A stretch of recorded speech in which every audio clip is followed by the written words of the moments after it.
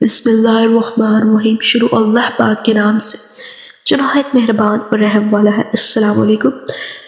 آج کا جو ہمارا اسلامک موضوع ہے وہ ہے حضرت مریم علیہ السلام کی پیدائش کا تھوڑا سا واقعہ ہے، اور اس کے بعد ان کے ہاں جو بچہ پیدا ہوا تھا، جس بچے کی پیدائش ہوئی تھی جو کہ حضرت عیسیٰ علیہ السلام تھے، بن باپ کے پیدا ہوئے تھے اللہ کے حکم سے۔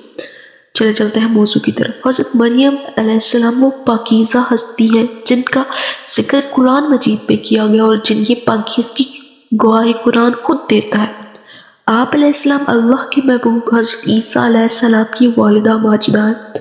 آپ کے نام پر قرآن مجید میں ایک پوری سورت اتاری گئی، اور قرآن آپ کی پیدائش، پرورش، کفالت اور آپ کے یہاں حضرت عیسیٰ علیہ السلام کی پیدائش کے واقعات کو کھول کھول کر بیان کرتا ہے، تاکہ لوگ اللہ تبارک تعالیٰ کی محبوب بندی کے بارے میں کوئی الہام نہ رکھے۔ حضرت مریم حضرت داؤد کی نسل سے تعلق رکھتی تھی۔ آپ کے والد محترم اس دور میں بنی اسرائیل کے امام نماز تھے، اور آپ کی والدہ محترمہ بھی نیک خاتون تھی۔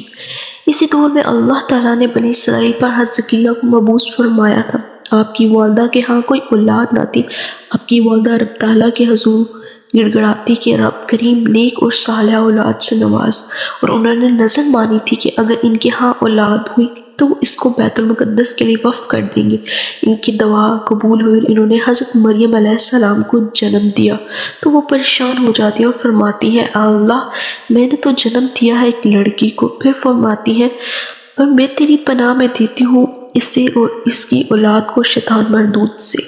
وہ پریشان اس لیے ہوئی تھی کیونکہ انہوں نے بیٹے کے لیے مانگا تھا، کیونکہ اس ٹائم جو نظر مانگی تھی نا، جب بیٹے پیدا ہوتے تھے جن کو بیت المقدس کے لیے وقف کر دیا جاتا تھا، وہ نہ شادی کرتے تھے نہ کچھ، تو وہ سیم اسی بیت المقدس میں رہ کے اللہ کی عبادت کر کے ساری زندگی گزارتے تھے۔ تو انہوں نے دعا اس سے کی، لیکن جب اللہ نے مریم علیہ السلام کو پیدا کیا تو حضرت مریم جس مقصد کے لیے چنی کی تھی وہ ابھی باقی تھا۔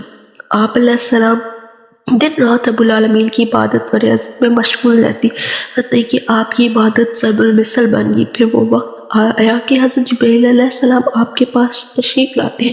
آپ علیہ السلام ایک غیر مرد کو اپنے حجرے میں دیکھ کر پریشان ہو جاتی ہیں۔ حضرت جبرائیل علیہ السلام انسانی شکل میں تشریف لاتے ہیں۔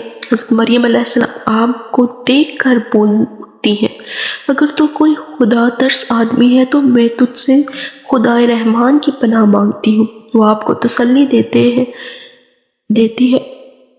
اور پیغام الہی سے باخبر کرتے ہوئے فرماتے ہیں، میں تو تیرے رب کا فرشتہ ہوں اور اس لیے بھیجا گیا ہوں کہ تجھے ایک پاکیزہ لڑکا دوں۔